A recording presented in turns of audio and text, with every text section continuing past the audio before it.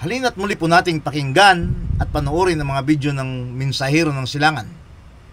Dahil sa mga video pong ito, dito po natin masumpungan ang mga kasagutan sa atin pong mga matagal ng katanungan. Tara po, panoorin po natin.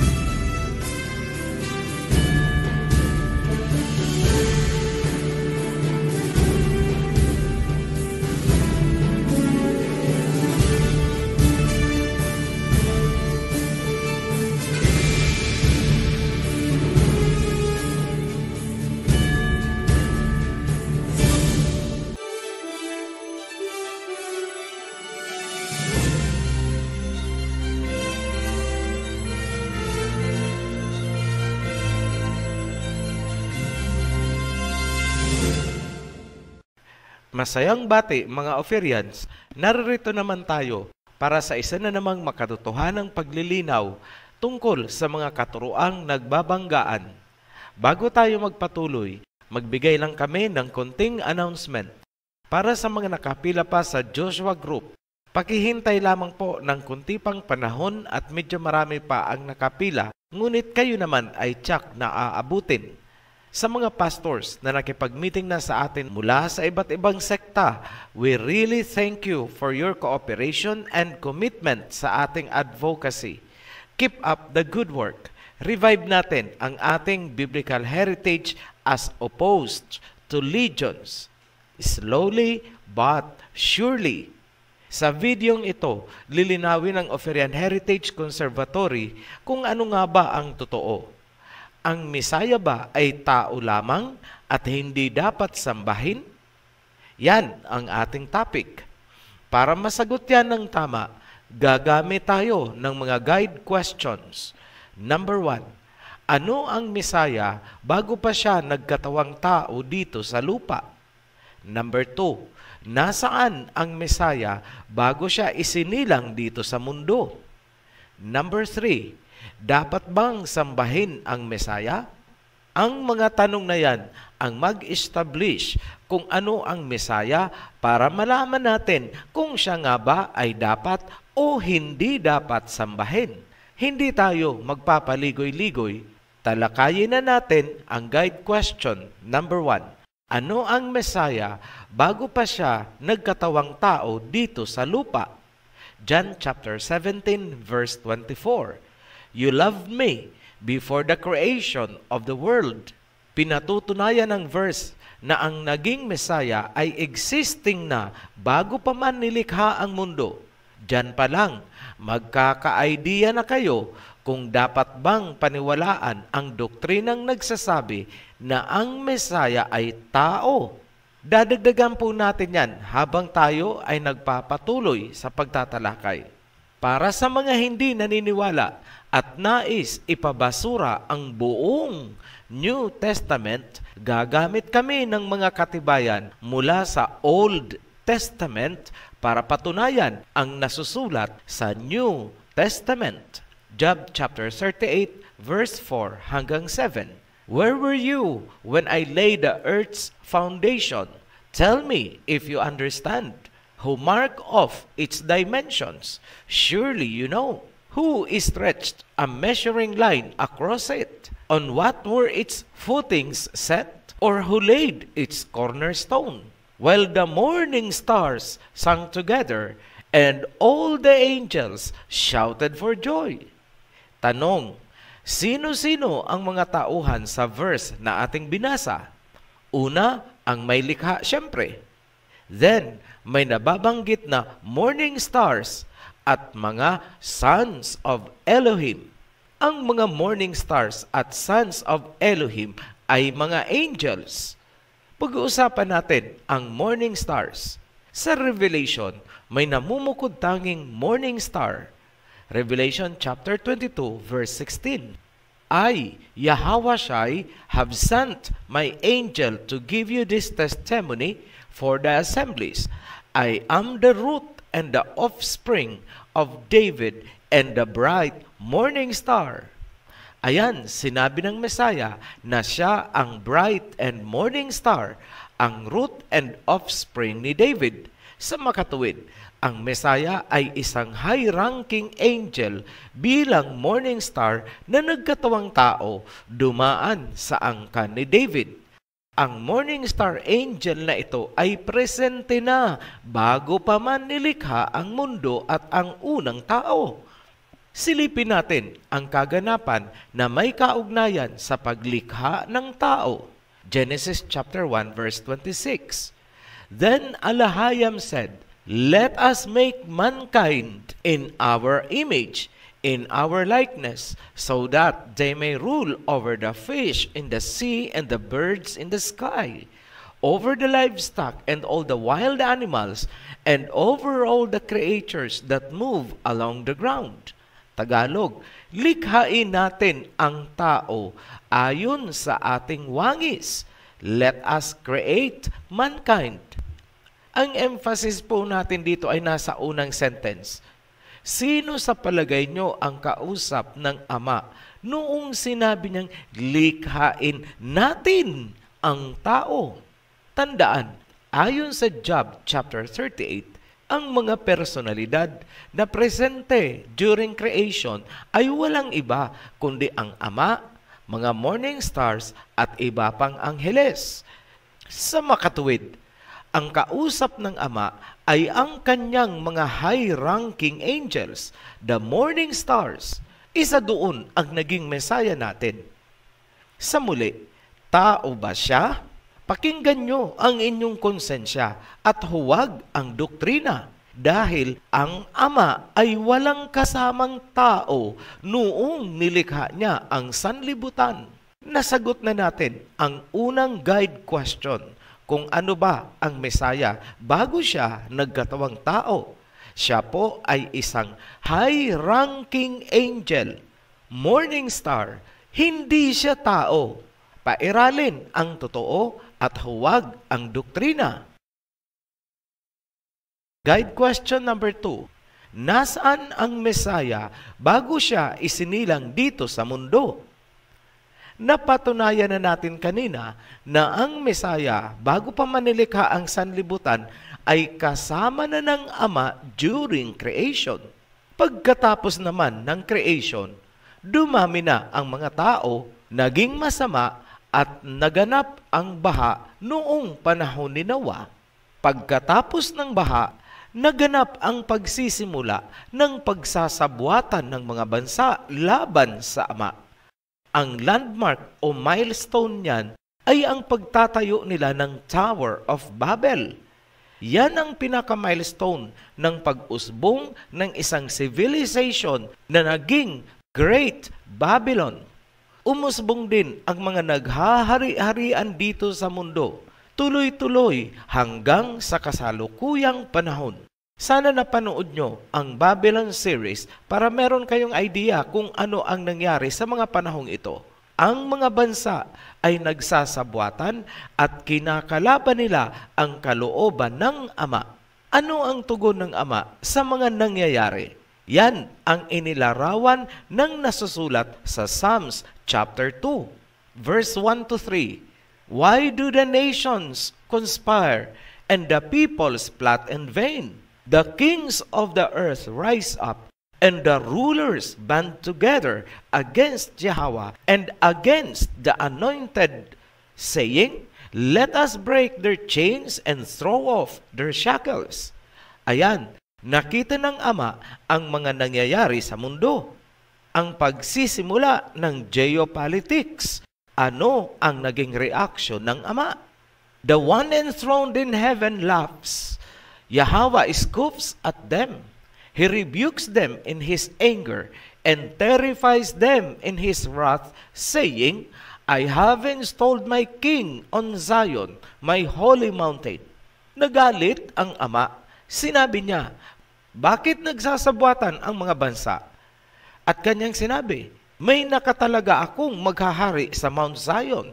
Sabay, inappoint niya ang isang high-ranking angel, isang morning star. At ano ang sinabi ng hinirang ng ama? Psalm chapter 2 pa rin tayo. Verse 7, I will proclaim Yahweh's decree. He said to me, You are my son.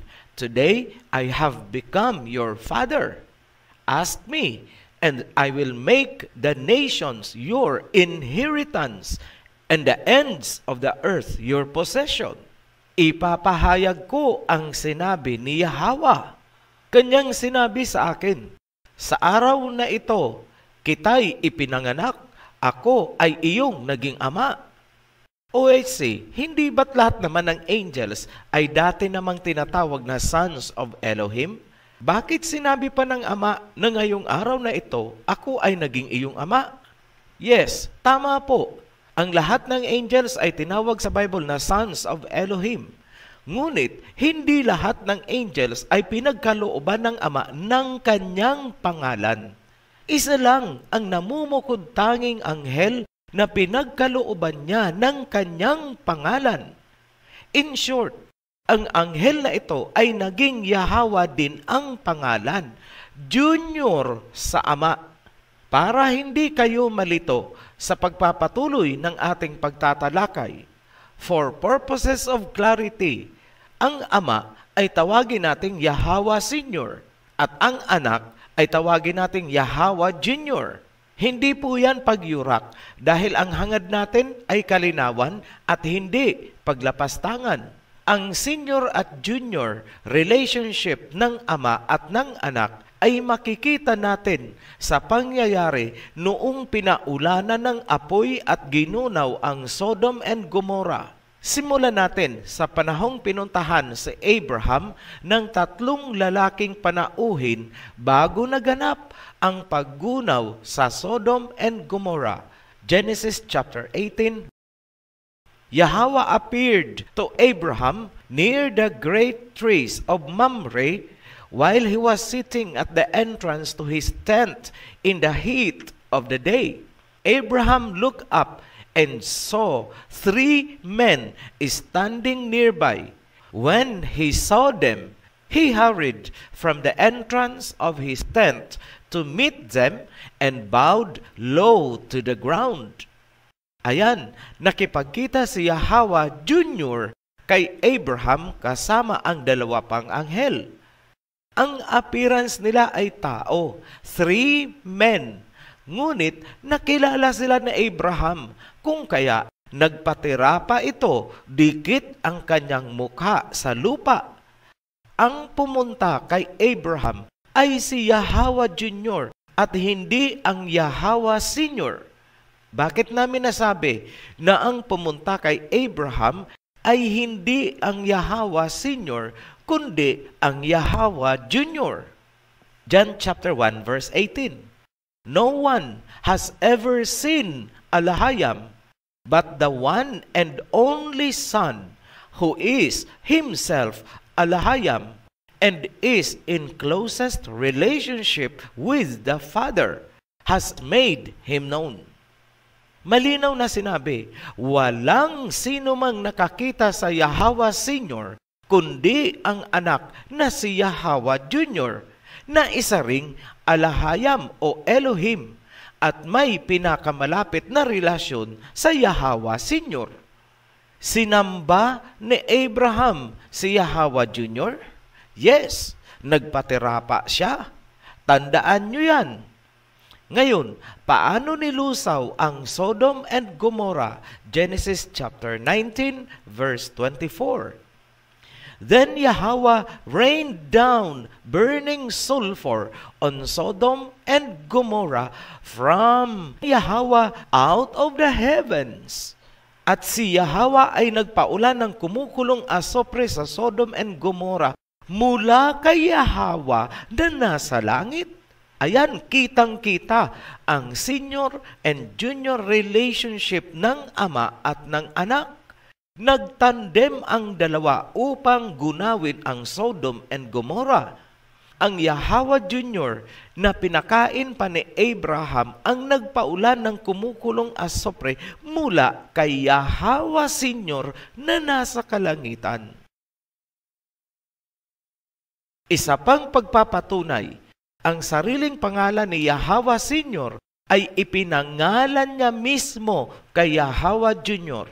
Exodus chapter 23 verse 20 hanggang 22. See, I am sending an angel ahead of you to guard you along the way and to bring you to the place I have prepared. Pay attention to him and listen to what he says. Do not rebel against him.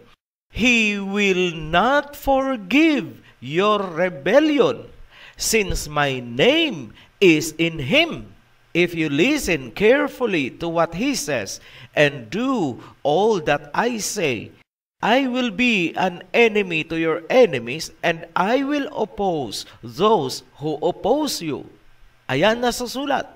Ipinadala ng Ama ang isang anghel upang pangunahan sina Moses at pinagbilinan sila ng Ama na sumunod sa instruction ng anghel. Binalaan sila na huwag maging rebelde dahil hindi nito patatawarin ang rebellion sapagkat taglay nitong anghel ang pangalan ni Yahawa Senior.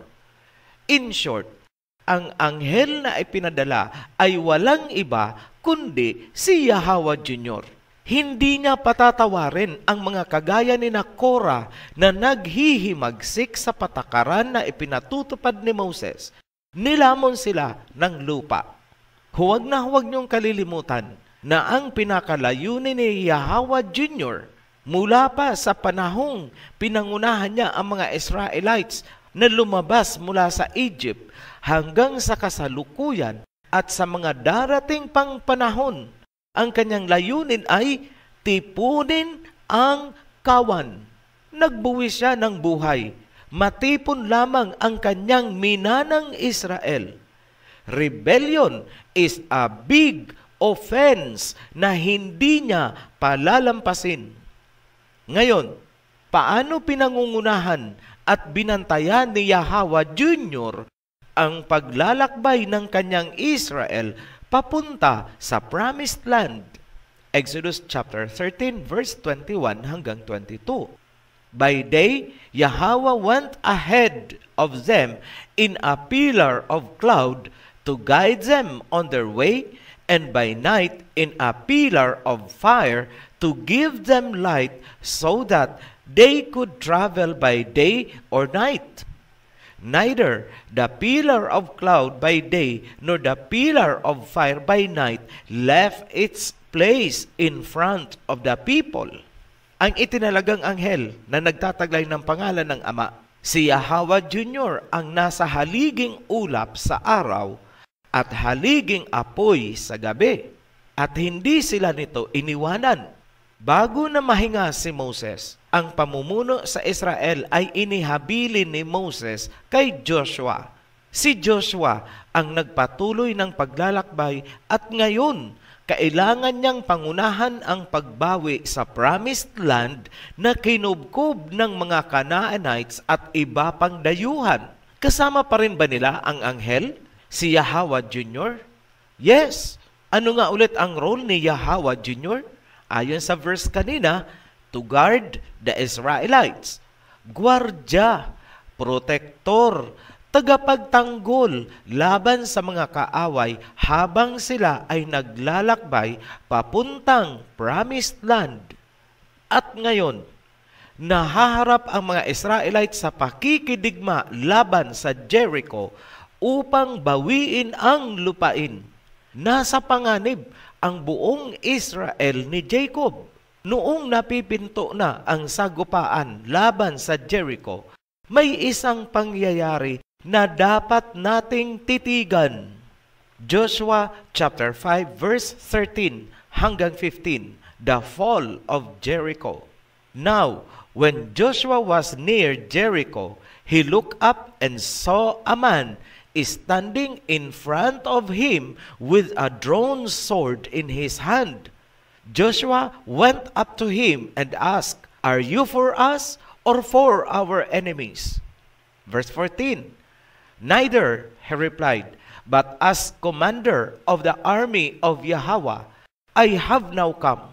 Then Joshua fell face down to the ground in reverence and asked him, "What message does Yahweh my Elohim have for his servant?" Verse 15, the commander of Yahweh's army replied, "Take off your sandals, for the place where you are standing is holy." And Joshua did so. Sinasabing may isang lalaki na biglang sumulpot, may dala itong sword o espada. Nilapitan ito ni Joshua at tinanong, "Sa amin ka ba o sa kalaban?" Tinatanong ni Joshua kung siya ay kawal ng Israel o kawal ng kalaban. Sumagot ang lalaki, "Neither," wala.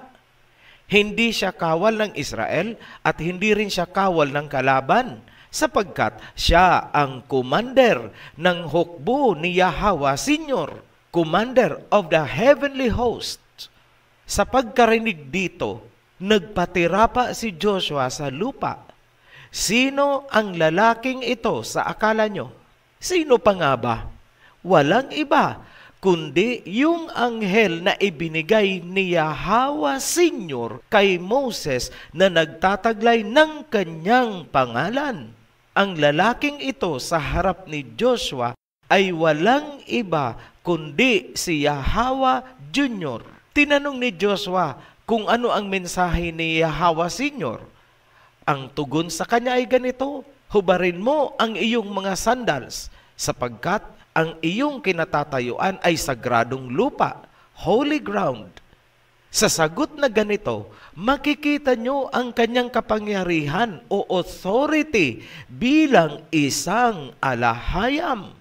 Hindi ba't ganyan din ang sinabi kay Moses sa burning bush noong unang nagpakilala si Yahweh Senior? "Remove your sandals." Hubarin mo ang iyong sandals.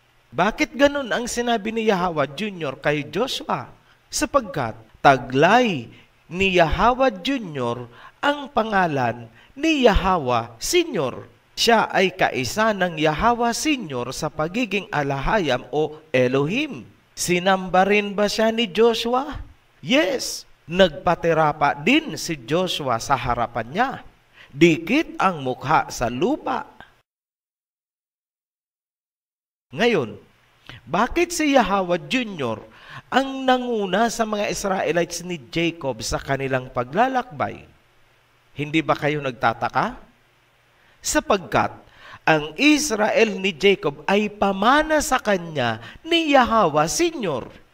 Joel chapter 3 verse 2, "I will gather all nations and bring them down to the valley of Jehoshaphat. There I will put them on trial for what they did to my inheritance, my people Israel, because they scattered my people among the nations and divided up my land." Maliwanag sa verse na ang Israel ay ipinamana ni Yahweh Senior kay Yahweh Junior. Bago pa man bumaba at nagkatawang tao, pinapatnubayan na ni Yahweh Junior ang kanyang Israel papunta sa Promised Land. Ngayon, dahil sa pagkaswail at pagkakasala ng Israel ni Jacob, sila ay nagkawatak-watak sa iba't ibang panig ng mundo. Ang mga naunang diaspora ay ang Assyrian at Babylonian invasion. Nawasak ang Israel ni Jacob. Ang nakabalik sa Jerusalem ay ang tribe of Judah na lang. Dito na nagkatawang tao si Yahweh Junior upang muling sagipin, tipunin, at gabayan tulad ng kanyang ginawa sa panahon ni Moses. Bakit alam ni OHC ang mga sekretong ito? Because somebody out there told us. Ganun na lang po, para wala ng intriga. Ang katotohanan sa aming sinasabi ay pinatutunayan din sa Matthew chapter 15 verse 24. He answered, I was sent only to the lost sheep of Israel. Matthew chapter 10 verse 5 to 6. These 12 Yahushua sent out with the following instructions. Do not go among the Gentiles or enter any town of the Samaritans.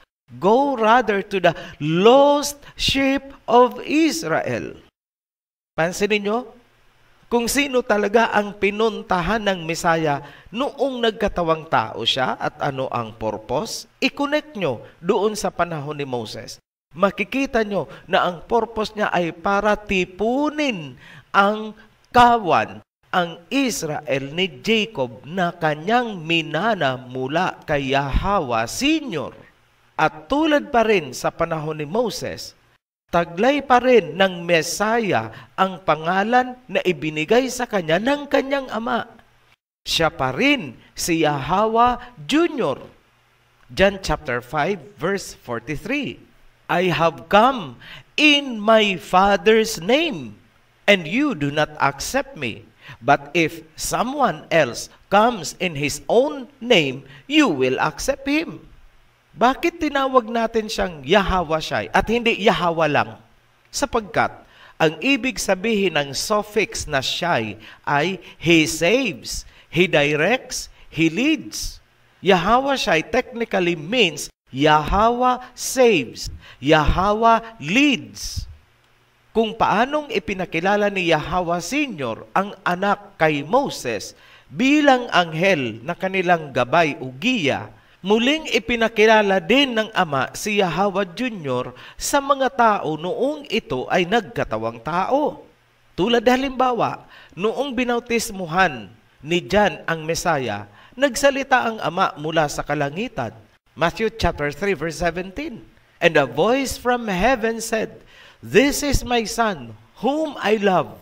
With him I am well pleased.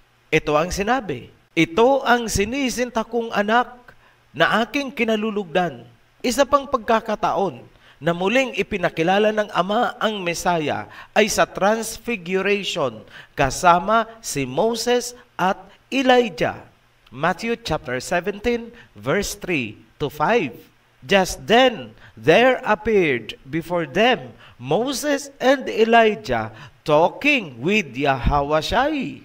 Verse 5, while he was still speaking, a bright cloud covered them, and a voice from the cloud said, This is my son, whom I love. With him I am well pleased. Listen to him. Ito ang aking sinisintang anak na lubos kong kinalulugdan.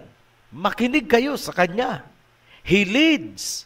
Yan ang buong kahulugan ng mensahe mula kay Yahweh Senior upang ipakilala si Yahweh Junior. Bago namin sagutin ang pinaka-finale question, tao ba ang Mesaya at hindi dapat sambahin? Bago natin sagutin yan, sariwain muna natin ang mahahalagang punto na ating pinagdaanan. Number 1, ang Mesaya ay existing na bago pa man nilikha ang mundo. John chapter 17 verse 24. Number 2, sa panimula ng paglilikha, naruroon na ang mga angels, mga sons of Elohim at mga high-ranking angels na tinaguriang morning stars. Job chapter 38 verse 4 hanggang 7.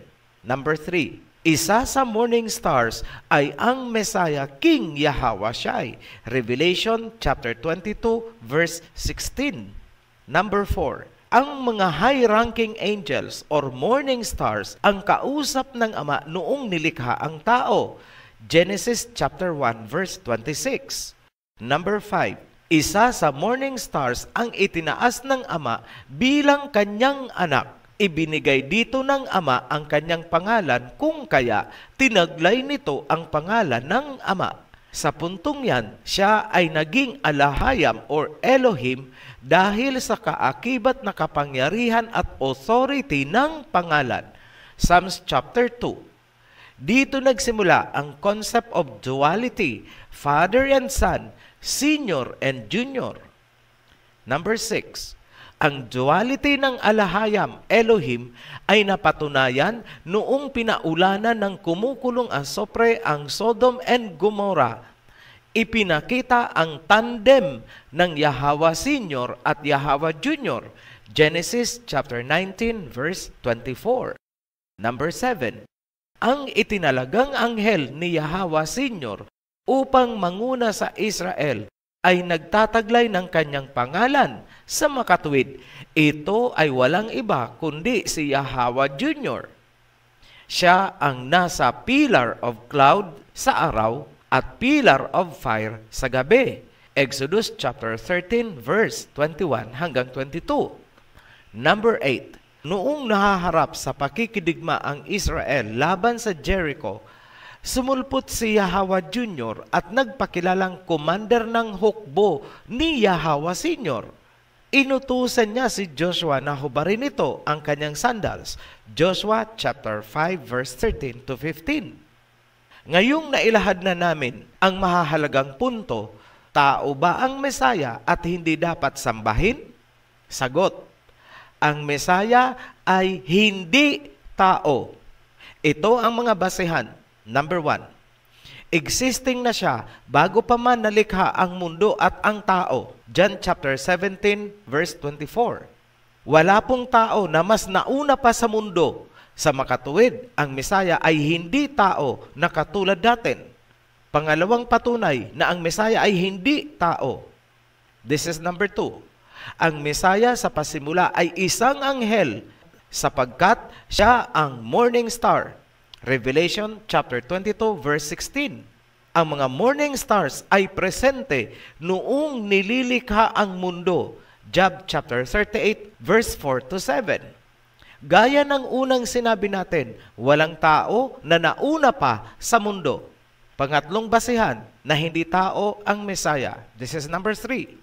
Ang itinalaga ng Ama na hari ng Mount Zion at tagapagmana ng mundo ay ang kanyang anak, the morning star, isang anghel na pinagkalooban niya ng kanyang pangalan at pagiging alahayam or Elohim, Psalms chapter 2. Pang-apat na rason, ang Mesaya ay anak ng alahayam, Elohim, bago pa man ito nagkatawang tao bilang Mesaya. Siya ang nagpaulan ng kumukulong asopre sa Sodom and Gomorrah at siya rin ang nasa pillar of fire, pillar of cloud sa panahon ni Moses. Panglimang rason na ang Mesaya ay hindi tao. This is number 5. Siya ang commander ng heavenly armies mula sa panahon ni Joshua hanggang sa kanyang muling pagbabalik kasama ang 100 million angels. Revelation chapter 5 verse 11. Walang tao na pwedeng maging commander-in-chief ng heavenly armies. Conclusion, ang Mesaya ay isang dating anghel na binahagian ng Ama ng pagiging Elohim sa pamamagitan ng pagbibigay dito ng kanyang pangalan kung kaya tinawag niya itong anak.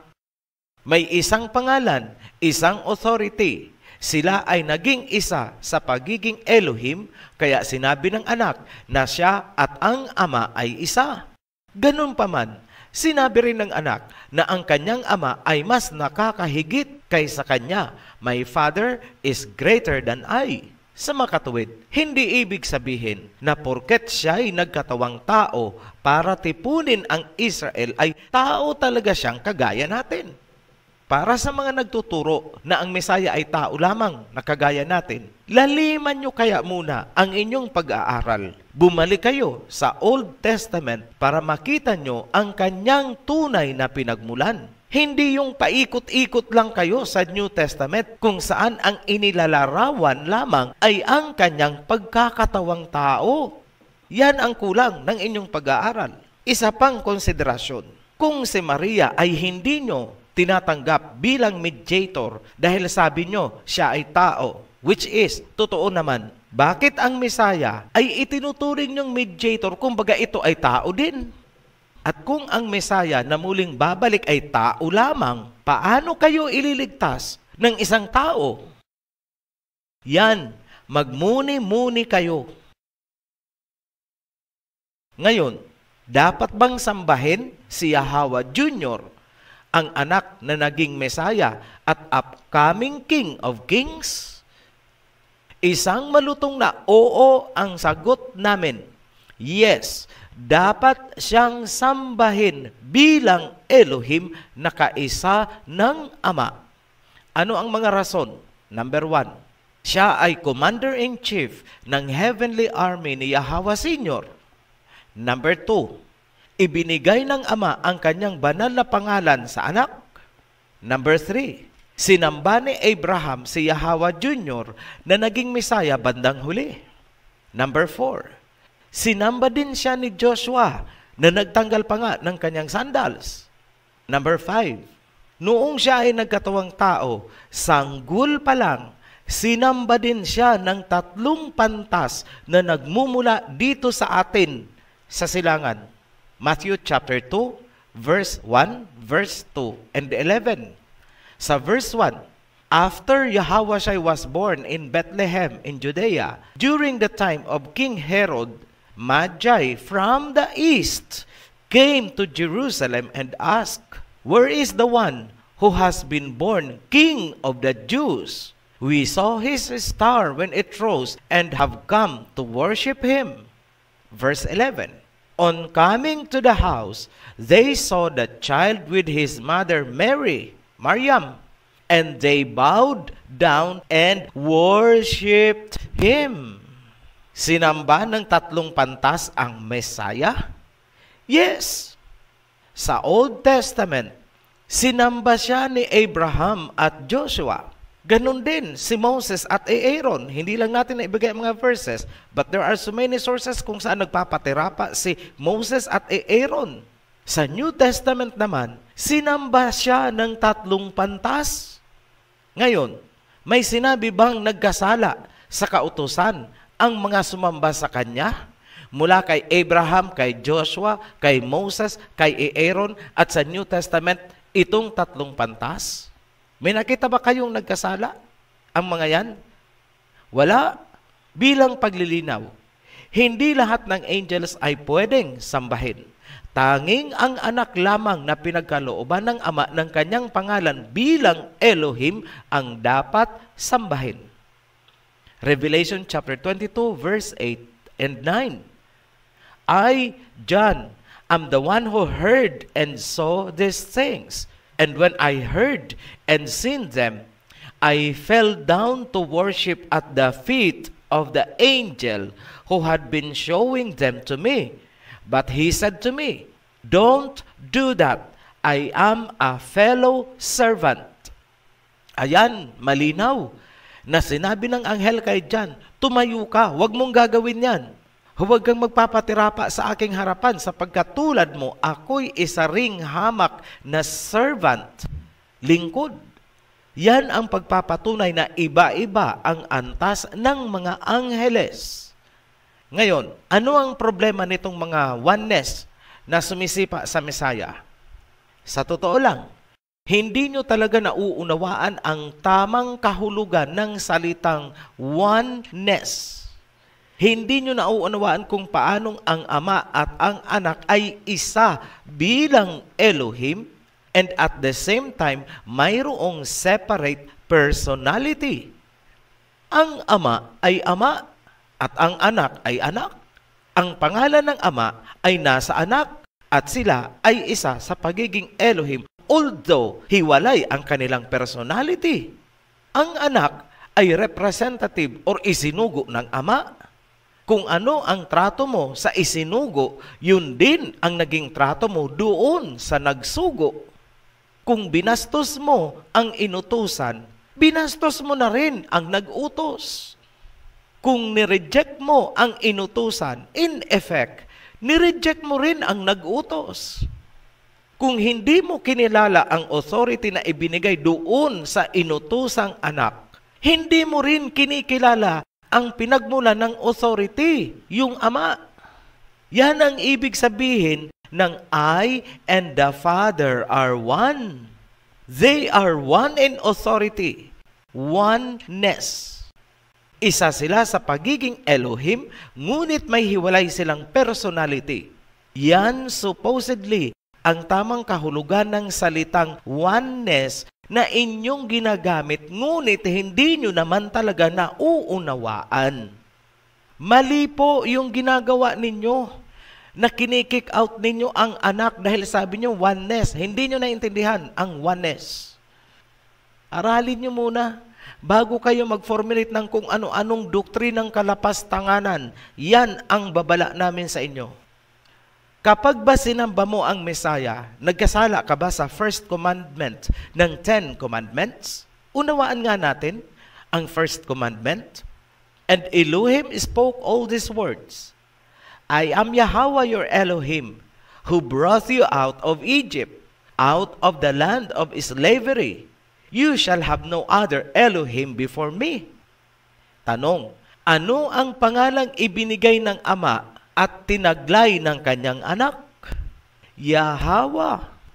Sino ang nasa pillar of clouds at pillar of fire? Yahweh. Ano ang pangalan ng naglaba sa Israelites mula sa Egypt? Yahweh. Hindi ba't ang Ama at ang Anak ay naging isa sa pagka-Elohim? Dahil iisa ang kanilang pangalan? Pareho silang Yahweh. At dahil sa pangalan yan, kung kaya ang Anak ay sinamba ni Abraham, ni Joshua, ni Moses. At sa New Testament, sinamba rin ng 3 pantas mula sa silangan. At wala ni isa man sa kanila ang sinabing nagkasala sa kautusan. Hindi nyo ba napapansin na mali ang inyong interpretation? Ito, para sa lahat na hindi kumikilala o ayaw kumilala sa Messiah, pinatunayan na namin sa inyo mula pa sa Old Testament na ang Messiah ay legitimate na anak mula mismo sa pananalita ng Ama at sa mga panulat ng mga propeta. Tandaan nyo ito. John chapter 14 verse 6. No one comes to the Father except through the Son. Walang sino mang pwedeng dumirekta sa Ama na hindi dadaan sa Anak. Tigilan ang mga kalapastangan ng katuruan. Period. Muli kaming nagpapasalamat sa mga patuloy na sumusuporta sa Oferian Heritage Channel. Para sa mga new subscribers, huwag kalimutang panuorin ang The Guide kung hindi pa napapanood. Ang link ay matatagpuan sa ibaba lamang nitong video. Para sa mga newly baptized, welcome to the covenant. At para sa lahat, be blessed. Shalom. Maraming salamat po sa inyong pakikinig at panonood ng video ito. At kung kayo po ay may natutunan, paki-like and share na rin po. At nasa baba po ang ating link para po sa inyong mga komento. Salamat po.